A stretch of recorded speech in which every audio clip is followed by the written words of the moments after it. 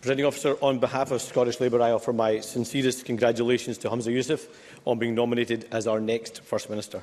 Humza Yousaf and I have known each other for many years, and I know that he and his family will rightly enjoy a feeling of pride today in what he has achieved, and a special thought for his wife, his beautiful girls, his mum and dad, and of course his sister. They are rightly proud today.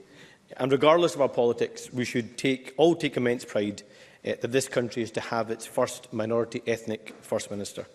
Whatever our political differences, and there will be many in the months ahead, today's significance cannot be understated.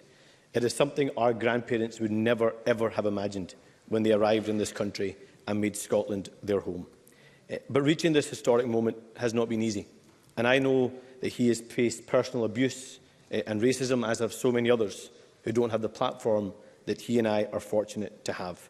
So I'm proud of the work that we have done alongside others to stand against hatred and bigotry, and my promise, I will continue to stand alongside you in that fight for all of us. Presiding Officer,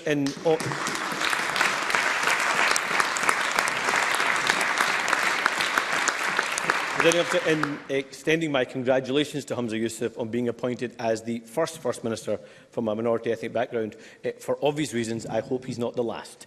In the meantime, however, as I said in my remarks earlier, we need a First Minister for all of Scotland. During the SNP leadership contest, which we have all watched with disbelief, I understand he had to pander to his party faithful by promising to prioritise independence. But I urge him now to leave the inward-looking and divisive approach behind and work on behalf of every person in our country, regardless of their constitutional position. Because nothing is more important right now than the twin crises that our nation faces: the NHS crisis created by this SNP government and the cost of living crisis exacerbated by the Tories. And that's not all that's in the in-tray. The new First Minister has been left to pick up a catalogue of failure by his predecessors, and the challenge ahead is immense. After 15 years of SNP rule, not a single institution in Scotland is stronger. And I hope this moment ushers in some better governance for the people of Scotland. But if I'm honest, I don't hold out that hope. It is clear that the SNP does not have the answers that Scotland needs. The First Minister now leads a chaotic and divided party out of touch and out of ideas. There are those who would describe today's events as a coronation without an election. You could even say, quoting, a farce inflicted on Scotland, and that the SNP has failed a democratic test. I know that might cause discomfort with some on the government benches, but these aren't my words. They're the words of John Swinney when he was making this speech in 2001.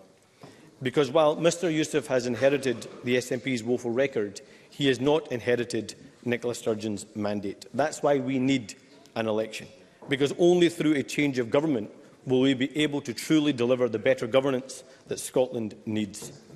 So if the First Minister is, as he describes himself, a democracy defender, he would call that election now.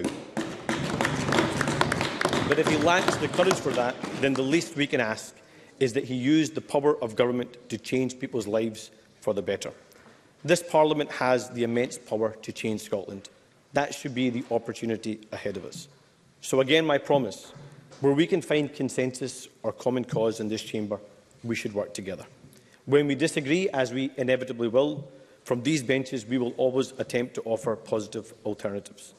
It is the job of everyone in this chamber to look to the future, not to the past, and to help realise the unfulfilled potential of devolution. We can do that if we rise to the ambition of the people of Scotland. For that I will strive every day. He must do the same. Thank you.